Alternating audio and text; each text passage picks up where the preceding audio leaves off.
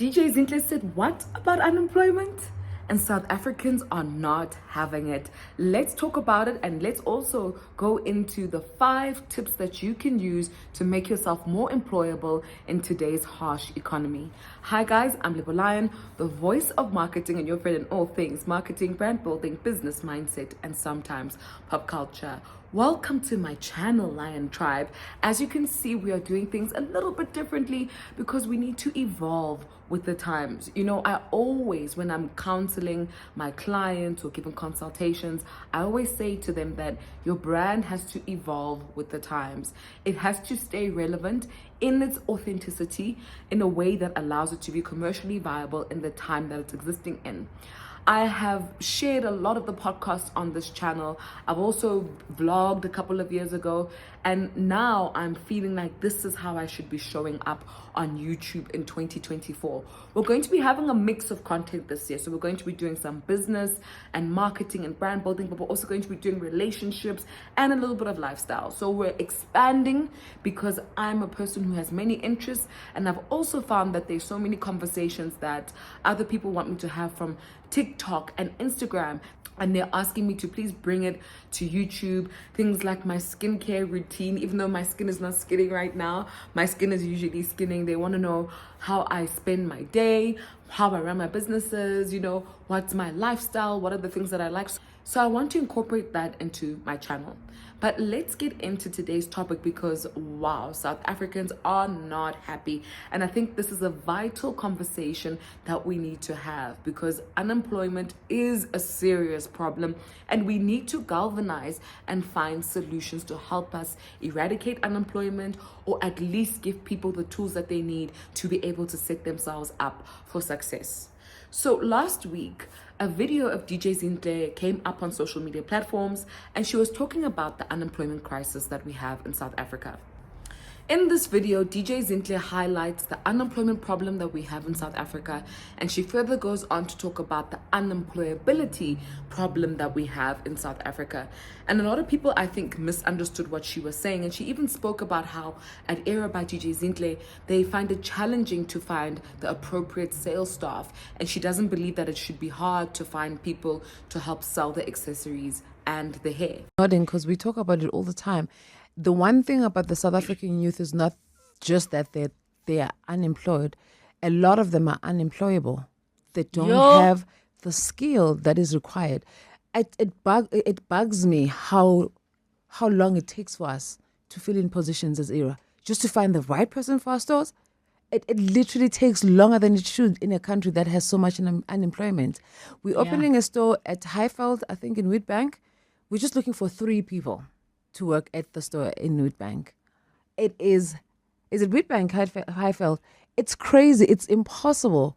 You would think, like, I haven't had a PA for such a long time because every time I find a PA, it doesn't work out because maybe they just can't keep up with. Can I propose that maybe the issue is not skill? Anything. No.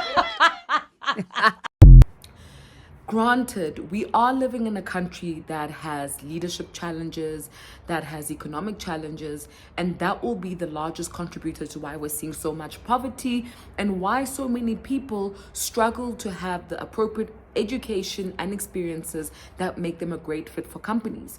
This is not about shaming South African citizens. I think what she was saying is giving us an opportunity as people in the South African economy who participate in this economy to have a real conversation and to share skills and tools that will help many people thrive and become employable.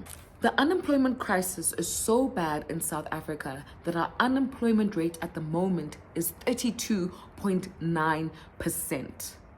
That is very high compared to the global unemployment rate that is 5.2% currently. To make matters worse, youth unemployment in South Africa is at a whopping 59.7%, which means more than half of our youth population, people between the ages of 15 to 34, are unemployed. And that is a scary thing to consider. To add insult to injury, 63.3% of South Africa's society is considered the youth population. So people between the ages of 15 to 34. which means our largest population are the youth in South Africa, and they are the most unemployed. And this is why this is a crisis. So let's go into the 5 strategies that you can employ to position yourself more successfully for employment.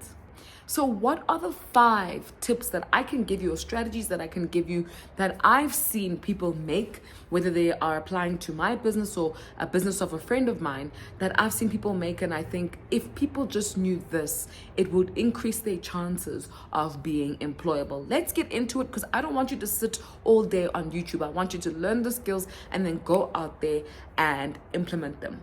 Guys, we're living in a digital world, and I always say to people, if you're not online, you don't exist. And if you're not using these online tools, these digital tools, then you're not setting yourself up to get the best experience and the best possible reach you could for whatever you're trying to do. So please keep this in mind as I give you the tips that I'm about to give you.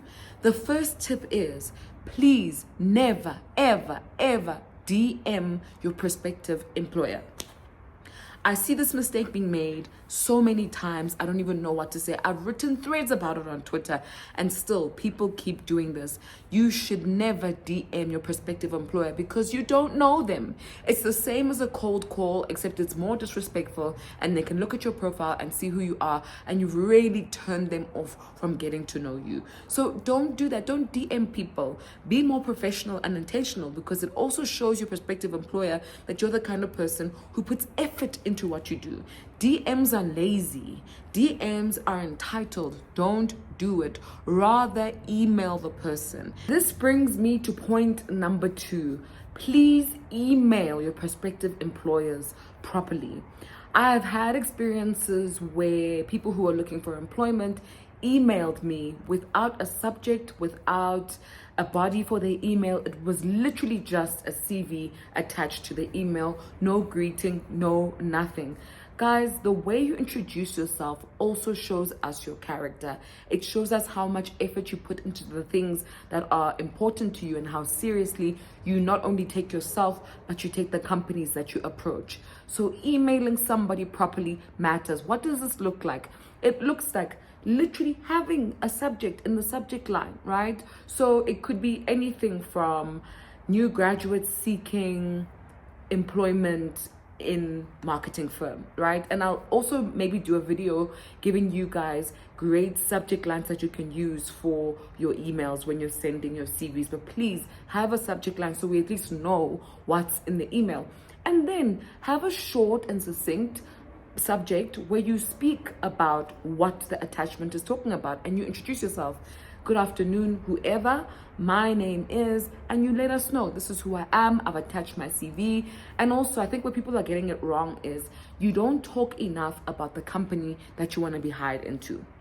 So in that subject, you're only talking about yourself, when actually you should be showing your prospective employer that you're aware of the work that they do, that you've been following the work that they do, and this is how you feel like you can fit in to what they're doing, or this is the value that you think you can put in. The more effort you put into that email, the higher the likelihood that somebody is going to respond to you.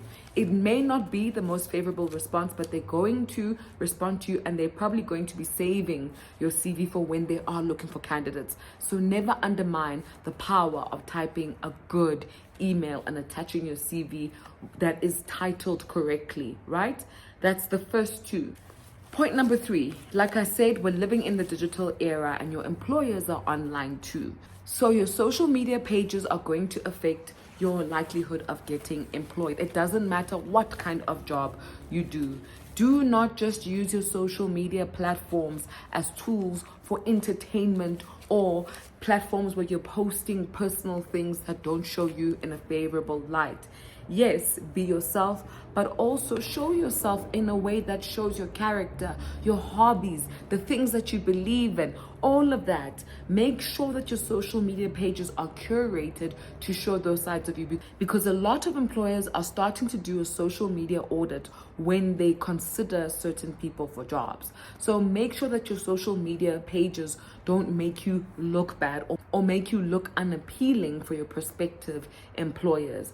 This doesn't mean that you have to be overly professional, but it means that in the way that you show things, you have to be mindful that there are lots of people watching, and some of those people could be your employers. You're welcome to show your family. You're welcome to show the things that you love to do, but don't show yourself getting drunk and passed out. It's okay for you to show yourself having drinks with your girls on a Saturday. That's cute, but don't show yourself in the extreme of the things that you do, because that could put you in a bad or unfavorable condition or position. Make sure that as you build your social media pages, that you're very conscious of what you're putting out there and the opinions that you're sharing, so that if your employer does a social media audit, they see you in a favorable light. The fourth thing that I don't see a lot of people who are looking for work do is network.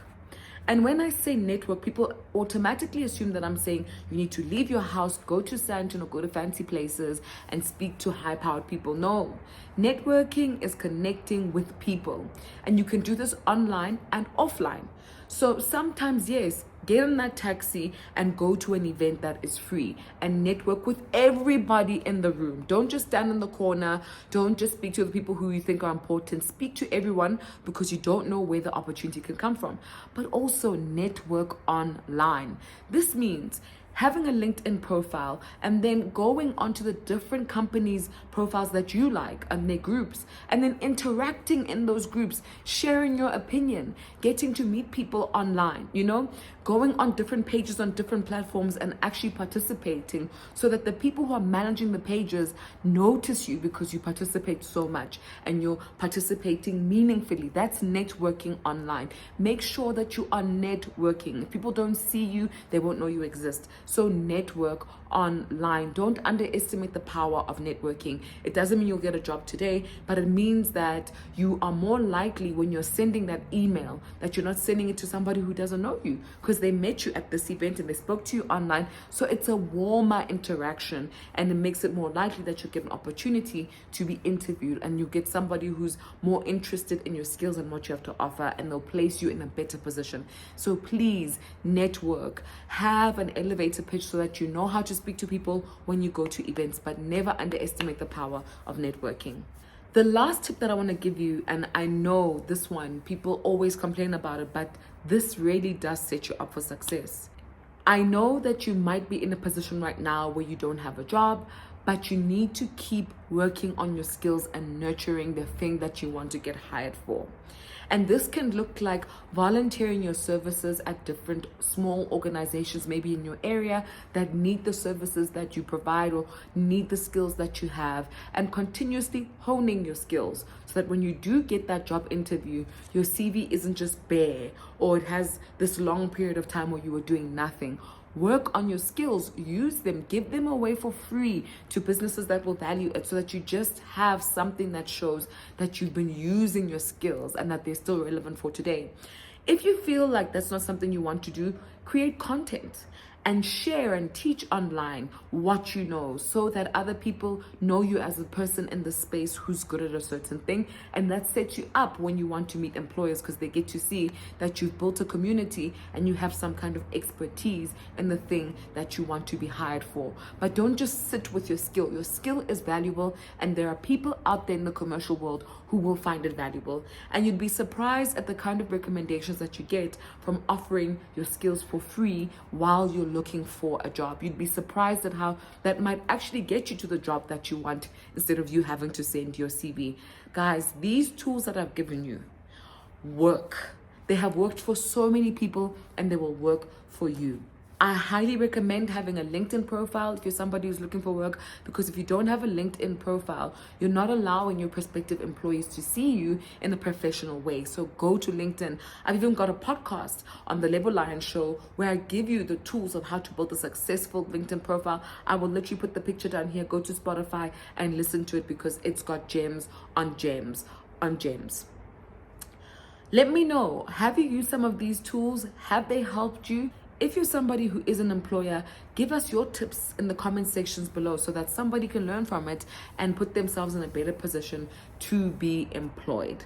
Guys, until next time, remember, the best way to eat an elephant is one bite at a time. And don't forget to follow me on all the social media platforms at labellion_SA and be part of the Lion community where we do so much. Sign up to our newsletter because we talk about pop culture and we show you how it can fit into your business or your personal brand. Sign up to our creator platform where we give creators the digital tools that they need and the expertise that they need in order to be successful as influencers and creators and get more money out of brands. You can also book a consultation with me. Just click the link in my bio. It's a Linktree bio and you are set for success. Thank you for tuning in and I'll see you next time.